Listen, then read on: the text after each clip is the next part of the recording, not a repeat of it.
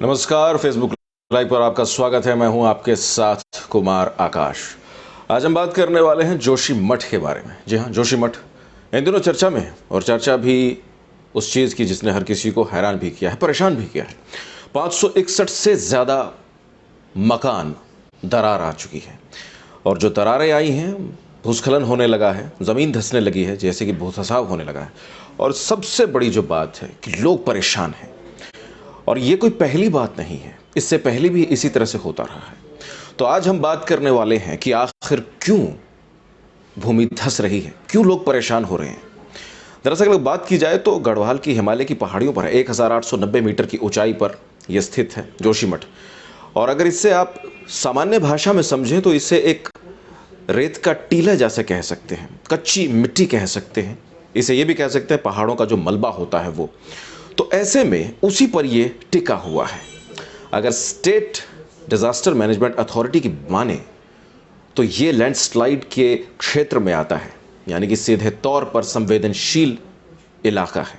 तो ऐसे में कहीं ना कहीं ये तो तय है कि यहां पर अगर ज्यादा निर्माण कार्य किए जाएंगे तो वो किसी भी तरीके से सही नहीं समझा जाएगा, लोगों को भी परेशानी होगी, जान का भी नुकसान हो सकता है। सबसे पहले अगर कारण की बात की जाए आखिर क्यों हो रहा है, तो वो है अगर इसकी ज्योग्राफी की बात की जाए, लोकेशन की बात की जाए, तो पहाड़ियों से घिरा हुआ है और ऐसे में ये ढलान पर है। और ढलान पर होने के चलते ही जो ये पूरा क्षेत्र है वो समतल नहीं है। उस वजह से कहीं ना कहीं लोगों के लिए स्थिति जो बनी हुई है खतरनाक बनी हुई है। 1976 के अगर मिश्रा आयोग की रिपोर्ट की माने तो उस वक्त पहली बार यहां पर भू धसाव हुआ था, जिसके चलते परेशान हुए थे। और ऐसे में कहीं ना कहीं चेतावनी भी दी गई थी कि निर्माण कार्य सुनियोजित तरीके से किया जाए, लेकिन वैसा सुनियोजित तरीका शायद अपनाना ही नहीं गया।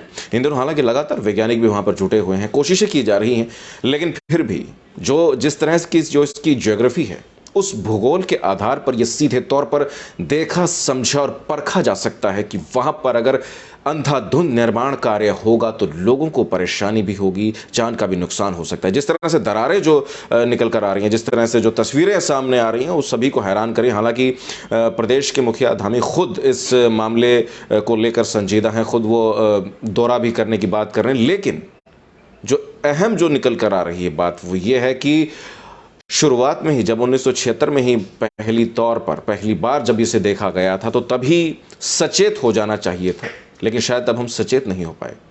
अब इसके दूसरे कारण की अगर बात की जाए तो वो है यहाँ पर जिस तरह से जो निर्माण कार्य हुआ वो ज़रूर एक तरीके में नहीं हो पाया है। प्लानिंग की अगर बात की जाए तो हर जहाँ कहीं भी होता है प्लानिंग कमीशन के आधार पर पूरी सुनियोजित तरीके से पूरी प्लानिंग, प्रॉपर प्लानिंग के जरिए ही होता है, लेकिन वैसा नहीं हो पाया। एक के बाद एक घर बनते चले गए। और ज़रा आप सोचिए कि जब जनसंख्या का भार बढ़ता है किसी भी ज़मीन पर, और वो भी ऐसे संवेदनशील ज़मीन पर, तो कहीं ना कहीं एक ख़तरा ज़रूर बन जाता है। तो ये एक इसका दूसरा बड़ा कारण है। हालांकि लोगों का वहाँ पर यही कहना है कि जो हाइड्रो पावर प्रोजेक्ट जिस तरह से जो चल रहे हैं, जहाँ पे जो इस तरह के जो प्रोजेक्ट्स वहाँ पर हो रहे हैं, तो लोगों को ऐसा लगता है वहाँ पर कि उन्हीं प्रोजेक्ट्स के चलते ही आज वहाँ की जनता परेशान है। लगातार वहाँ की जनता यही कह रही है कि जिस तरह से हमारे जो रिपोर्टर्स हैं वहाँ पर लगातार लोगों के संपर्क में हैं, और तमाम रिपोर्टर्स को यही जनता वहाँ की बता रही है कि अंधाधुंध निर्माण कार्य किया जा रहा है, बड़े बड़े प्रोजेक्ट्स लेकर आए गए और उस ज़मीन पर जो उन प्रोजेक्ट्स के लिए तैयार ही नहीं थी। तो ऐसे में एक बात साफ हो जाती है कि अगर इसी तरह से अंधाधुंध निर्माण कार्य होता रहा तो क्या हम फिर से 2013 की बाढ़ को निमंत्रण दे रहे हैं। इससे पहले की अगर बात की जाए 2013 की बाढ़ की, तो कहीं ना कहीं उसका भी असर अभी तक देखा जा सकता है जो कि ज़मीन पर पड़ता है। और तीसरा जो सबसे बड़ा कारण है वो है वहाँ के जो पानी की जो निकासी है वो बिल्कुल भी सही नहीं है।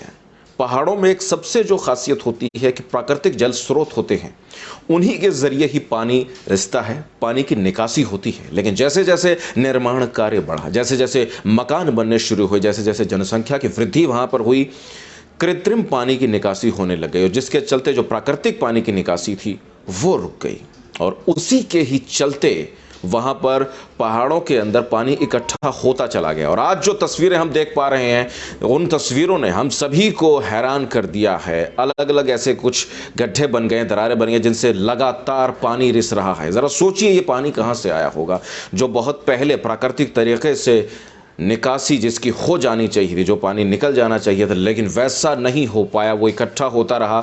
और जो सिस्टम था, ड्रेनेज सिस्टम, जो कि सही नहीं रहा, निकासी पानी की सही नहीं रही, जिसके चलते एक साथ इतने फैक्टर्स वहाँ पर हुए कि आज वहाँ के लोग परेशान हैं। 561 से भी ज़्यादा मकानों में दरारें आई हैं और इन दरारों की हालांकि लगातार गहनता से जांच की जा रही है, कुछ उपायों की बात की जा रही है, लेकिन वैज्ञानिकों का सीधे तौर पर यही कह देना है कि पहले ही सचेत कर दिया गया था, पहले ही सावधान कर दिया गया था, लेकिन समय रहते उन सावधानियों पर अमल नहीं किया गया है।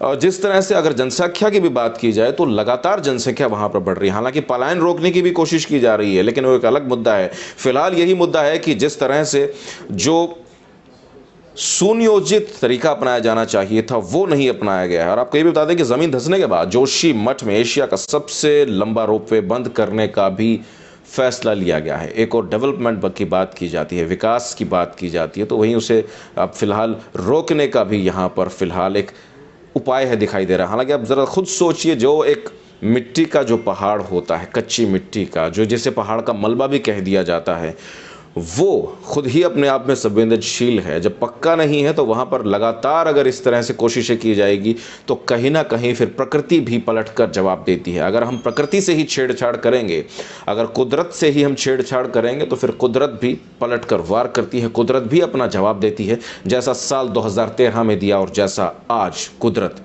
जवाब दे रही है। जवाबदेही तय होनी चाहिए। आपको ये भी बता दें कि जोशीमठ भू धसाव मामले की निगरानी प्राइम मिनिस्टर ऑफिस की तरफ से भी की जा रही है। भले ही की जा रही हो, भले ही कहीं से भी निगरानी की जा रही हो, लेकिन एक बात तो तय है कि जब मजबूती नहीं होगी ज़मीन में तो फिर कैसे हम लक्ष्य तक पहुंच पाएंगे। और यह भी कहा जा रहा है कि ज़्यादा से ज़्यादा पौधे लगाए जाएं, पेड़ पौधे वहाँ पर लगाए जाएं, ताकि मिट्टी वहाँ पर मजबूत हो सके, क्योंकि पेड़ पौधे जो होते हैं मिट्टी को पकड़ते हैं। लेकिन फिर भी दावे हैं, योजनाएं हैं, लेकिन धरातल पर वहाँ की जनता यही कह रही है कि योजनाएं बहुत हैं, वायदे बहुत हैं, आश्वासन बहुत हैं, लेकिन धरातल पर जो होना चाहिए था वैसा कुछ हो नहीं पाया। अंधाधुंध निर्माण कार्य किया गया है, जिसके चलते ये हो रहा है। आपको ये बता दें कि भूवैज्ञानिक इंजीनियर्स और ऑफिसर्स की जो टीम है वो भी जांच कर चुकी है और कई हिस्से मानव निर्मित और कई प्राकृतिक कारणों से भी डूब रहे हैं। ये ज़रूर एक गौर करने वाली बात है कि कुछ प्राकृतिक कारण हैं तो कुछ मानव निर्मित कारण हैं। प्राकृतिक कारणों को हम नहीं रोक सकते हैं, लेकिन मानव निर्मित जो कारण हैं उन्हें ज़रूर रोका जा सकता है, क्योंकि वो हमारे हाथ में है। लेकिन जब एक इंसान कुदरत से खिलवाड़ करता है, जब इस तरह से प्रकृति से छेड़छाड़ की जाती है, तो वो कहीं ना कहीं हादसों को न्योता दे रही है। हम साल 2013 को देख चुके हैं, जब ऐसी बाढ़ आई थी जिसने सभी को झकझोर कर रख दिया था। और ऐसे में क्या फिर से हादसों का इंतज़ार किया जा रहा है? वहाँ की जनता जो है डरी हुई है, वहाँ से जो तस्वीरें आ रही हैं सबको परेशान भी कर रही हैं। आप ज़रा सोचिए कि इतनी भीषण ठंड में परिवार के लोग अगर जाएं तो कहाँ जाएं? भले ही उन्हें शेल्टर होम मिल गया है, लेकिन फिर भी अपने घरों से दूर जाना क्या होता है, ये उन लोगों से हमें पूछना होगा कि आखिर किस तरह से उन पर क्या बीत रही है। खैर, हम अंत में मैं आपसे यही कहना चाहूँगा कि ज़रूर कोई ना कोई इसका उपाय निकलेगा और वहाँ के जो लोग हैं उन्हें भी कहीं ना कहीं राहत ज़रूर मिलेगी, ऐसा हम मान कर चलते हैं। अब आने वाले दिनों में किस तरह से प्रशासन वहाँ क्या कारगर कदम उठाता है, ये देखने वाली बात होगी। फिलहाल के लिए फेसबुक लाइव में इतना ही। कुमार आकाश को दीजिएगा इजाज़त। नमस्कार।